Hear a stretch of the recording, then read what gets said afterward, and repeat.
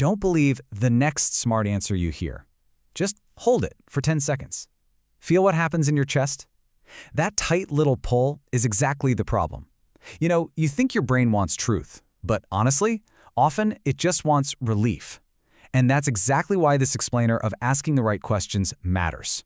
Asking the Right Questions by M. Neil Brown and Stuart M. Keeley isn't about sounding clever. It's literally about self-defense. Asking the right questions gives you one brutal gift. It shows how an answer enters your mind looking totally clean. But soon, it actually starts making choices with your hands. Note, open loop, thread 1. So what if the danger isn't ignorance? What if the real danger is how fast you accept certainty? Keep that in mind. We're going to keep returning to it. We constantly seek relief from the unknown, so we just grab the first confident answer we hear. Neil Brown and Stuart M. Keeley wrote this book for that exact wound. Not for people who know absolutely nothing, for people who know way too much way too quickly. Section 1. The Trap of Being Informed. Busy is not protected. You're probably proud of being informed, right? You read threads, you save posts, you watch interviews, you take notes. Your mind looks incredibly busy. But here's the thing. Busy is not protected. It feels great to learn new things, but you can be highly informed and still be totally defenseless. You can know all the right words and completely miss the wound. The more answers you collect, the easier weak thinking hides inside you. It arrives with a really clean voice. It uses impressive numbers. It borrows authority. And then, your guard drops. Your pride in learning might actually be training you to accept finished thoughts. You keep asking if something is interesting. But honestly, that question is way too soft. It just lets poison wear a really good suit. So the absolutely crucial point is right here. Asking the right questions challenges you to stop swallowing conclusions whole. First, you have to find the issue. Then, find the reasons. Then, find what nobody said. Visual. Black 1.5 seconds. Out loud. That's the real skill. Section 2. Reasons are the bones. The anatomy of an argument. That frozen moment always comes right before the better question. Imagine a meeting slide appears. The speaker says a brand new process will improve performance. Everyone just nods. Your throat tightens a bit. Something in your ribs knows the claim basically has no bones. But hey, the room rewards agreement, so you just smile. That's complete paralysis. It's a social threat moving right through your body. The authors always start with the issue. What exact question is being answered here? A conclusion without a clear issue is like a body without a skeleton. In career terms, finding the issue saves you from arguing with fog. When a manager suggests a new plan, old thinking reacts. New thinking asks what problem this actually solves. The answer drops its costume.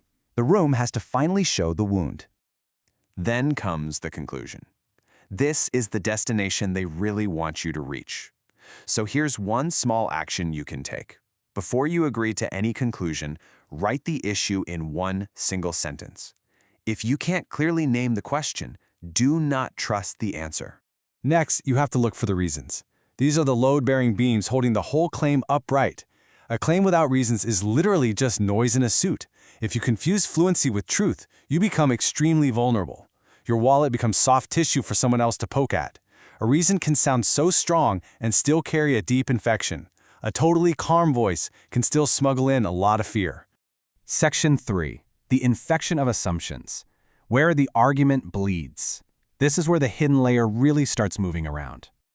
Picture a metal lab tray sitting under a harsh white light. Two samples sit side by side. One looks perfectly clean.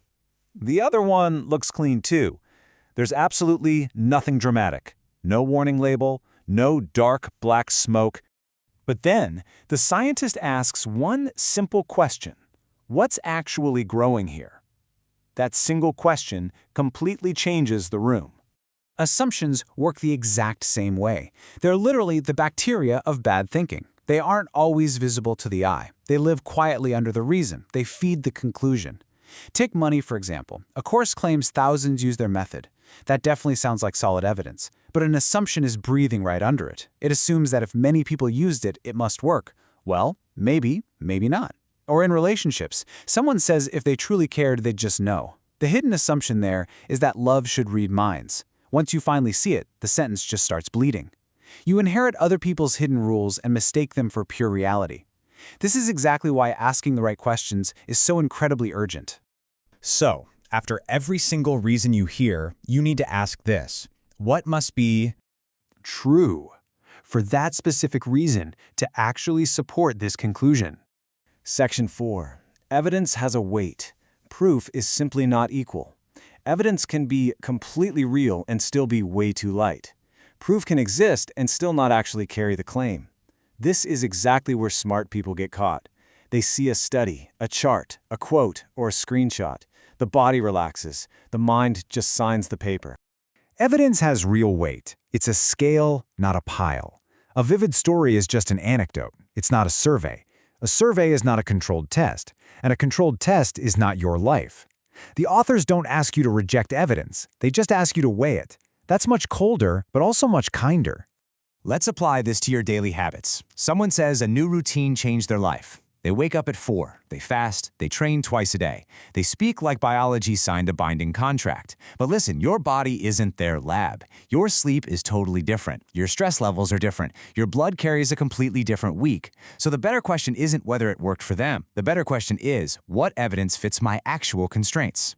Section 5. The mind's immune system. Slower bloodstream. Better freedom. Now, let's return to that meeting. The speaker says this new process will improve performance. But you aren't frozen now. You calmly ask what exact evidence would show that. The entire room changes temperature. Not because you attacked anyone, but because the claim has to finally stand on its own 2 legs. That's the real skill here, a simple question that makes weak thinking carry its own weight. The whole point isn't to just doubt everything.